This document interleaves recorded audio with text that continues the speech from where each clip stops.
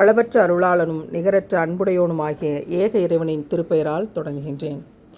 யா பனீ இஸ்ராயீல் அத்குரு நிஅமதி அல்லதீ அன்அம்து அலைக்கும் வ அன்னி ஃபضلتுகும் அலல் ஆலமீன். இஸ்ராயீல் மக்களே, முன்னர் நான் உங்களுக்கு அளித்த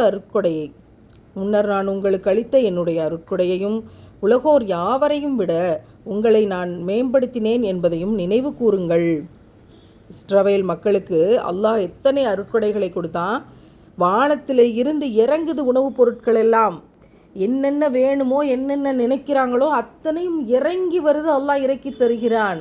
உலகத்தில் எத்தனையோ சமூகத்தார் இருந்தார்கள். அதற்கு முன் எத்தனையோ நபிமார்கள் இருந்தார்கள். அவர்களின் சமூகங்கள் இருந்தது. ஆனால் அவர்கள் அத்தனை பேரையும் விட நான் உங்களை உயர்த்தி வைத்திருந்தேன் என்பதை நினைத்து பாருங்கள். நான் உங்களுக்கு கொடுத்த அருட்கொடைகளை யோசிச்சு பாருங்கன்னு அல்லாஹ் சொல்லிட்டு சொல்கிறான்.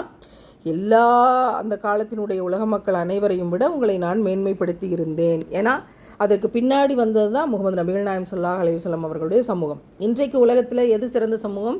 ரசூலுல்லாஹ்வினுடைய சமூகம்தான். ஆனால் அதற்கு முன்பான இஸ்ரவேலர்களுடைய சமூகம் சிறப்பாக்கி வைத்திருந்தேன் என்பதை நீங்கள் நினைச்சு பாருங்கன்னு சொல்லும்போது இந்த ஒரு படம் அத்தனை நேர்த்தியாக அமைந்திருந்தது.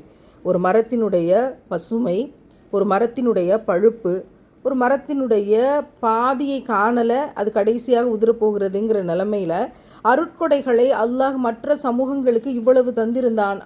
ஆனால் இருப்பதிலேயே சிறப்பாக முழுமையும் பசுமையாக என்று இந்த படம் இந்த வசனத்திற்கு அத்தனை பொருத்தமாக அமைந்திருந்தது. சுப்ஹானல்லாஹ். இருப்பதிலேயே உங்களுக்கு நான் சிறப்பை தந்திருந்தேனே, அதை நீங்கள் நினைத்து பார்க்க வேண்டாமா? நினைத்து பாருங்கள், மறந்து விடாதீர்கள் என்ற எச்சரிக்கையை இறைவன் இதில் சொல்கிறான். இதில் நம்மளுக்கு என்ன படிப்பினை? இறைவன் நமக்கு மற்றவர்களை விட சிறப்பாக என்னென்ன தந்திருக்கிறான் என்று நாம் நினைத்து பார்க்கவில்லை என்றால் நாம் பொய் சொல்லுவோம், புறம் பேசுவோம், திருடுவோம், ஏமாற்றுவோம், பொய் பிரச்சாரம் செய்வோம், நாம் சிறந்தவர்கள் என்று பொய் சொல்லி காட்டிக்கொள்வோம். இது எல்லாமே நடக்கும்.